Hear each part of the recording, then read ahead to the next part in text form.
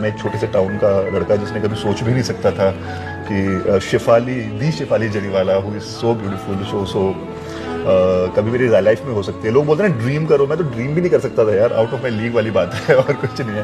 तो कहीं ना कहीं आई थिंक वो नाता जो है हमारा, I strongly believe that हमारा कोई पास्ट लाइफ कनेक्शन है। बिकॉज शेफाली जरीवाला के अचानक निधन से हर कोई सदमे में है। हर कोई ये नहीं समझ पा रहा है कि आखिर 42 साल की उम्र में अचानक से शेफाली जरीवाला की निधन कैसे हो गई। हर कोई ये जानना चाह रहा है, हर किसी का यही सवाल है। लेकिन अभी तक पोस्टमार्टम रिपोर्ट नहीं आई है, अभी तक पोस्टमार्टम जारी है। चलो जानते हैं शेफाली जरीवाला के लाइफ के बारे में। शेफाली 2014 में इसमें प्रयाग त्यागी से शादी कर अपना घर बसाया था, यानी कि 2025 में वो ये सोच रही थी कि मैं माँ बनूं। शादी के इतने सालों बाद तक उनके कोई बच्चे नहीं थे क्योंकि उनको कोई मेडिकल प्रॉब्लम था, इसकी वजह से वो बच्चे पैदा नहीं कर पा रहे थे। और उनका ये भी कहना था कि मेरी आर्थिक स्थिति उस टाइम ठीक नहीं थी, मैं उस टाइम बच्चे पालने के हालात में नहीं थी और अब हमारे पास हर चीज है, पैसा गाड़ी हर चीज है, इसलिए अब हम बच्चे को पाल सकते हैं और बच्चे की देख रेख कर सकते हैं। शेफाली जरीवाला ने एक इंटरव्यू के दौरान उन्होंने कहा था कि मैं एक बच्चे को गोद लेना चाहती हूँ क्योंकि अपने बच्चे को तो हर कोई प्यार करता है, दूसरे के बच्चे को गोद लेके प्यार करना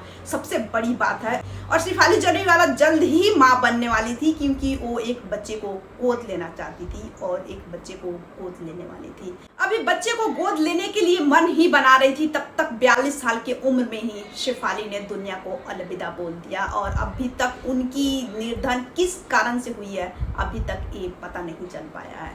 शेफाली के अचानक निर्धन से उनकी फैमिली अभी तक सदमे में है। और यहाँ शेफाली के पति प्रयाग के बारे में बात किया जाए, प्रयाग त्यागी के बारे में बात किया जाए, प्रयाग त्यागी अभी तक सदमे में है। अभी तक वो ये समझ नहीं पा रहे हैं कि आखिर हुआ क्या और शेफाली की निधन हो कैसे गई, क्योंकि अचानक से उनकी तबीयत बिगड़ती है और 42 साल की उम्र में वो अचानक से दुनिया को अलविदा बोल देता है। तो फैमिली मेंबर तो सदमे में है तो है ही, जितने भी शेफाली के फैंस थे वो लोग भी सदमे में हैं। वो लोग भी अभी तक शेफाली के मौत पे भरोसा नहीं कर पा रहे हैं कि आखिर शेफाली जरीवाला अब हमारे बीच नहीं रही। जब तक शेफाली जरीवाला का पोस्टमार्टम रिपोर्ट नहीं आ जाता तब तक उनके मौत के बारे में कुछ कहा नहीं जा सकता कि किस कारण से हुई है। तब तक फिलहाल अनुमान लगाया जा रहा है कि उनकी मौत हार्ट अटैक के कारण हुई है। शेफाली जरीवाला को बिग बॉस में भी देखा गया। बिग बॉस 13 में वो कंटेस्टेंट के रूप में दिखाई दी थी और वहां पे शेफाली जरीवाला और सिद्धार्थ शुक्ला और हिंदुस्तानी भाऊ इन लोगों की काफी वहां पे जमती थी।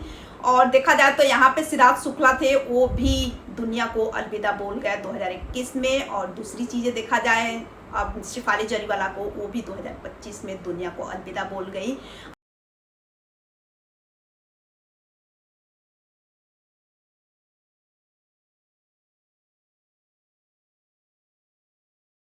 अब यहाँ पे हिंदुस्तानी भाव है और शेफाली और हिंदुस्तानी भाव की काफी गहरी रिश्ता थी, यानी कि वो अपने बेटी भी मानते थे शेफाली को और अपनी बहन भी मानते थे, क्योंकि जब से वो बिग बॉस में शेफाली से मिले थे तब से उन दोनों के बीच एक भाई, यानी कि मुंह बोला भाई आप कह सकते हो, मुंह बोला भाई बना रखी थी शेफाली हिंदुस्तानी भाव को। और हिंदुस्तानी भाव को हर रक्षाबंधन पे राखी बांधती थी और हिंदुस्तानी भाव भी उनको दिल से पसंद करते थे और दिल से अपनी बहन बना रखी। मोबाइल में तो नाम है उसका, फोन नहीं बजेगा।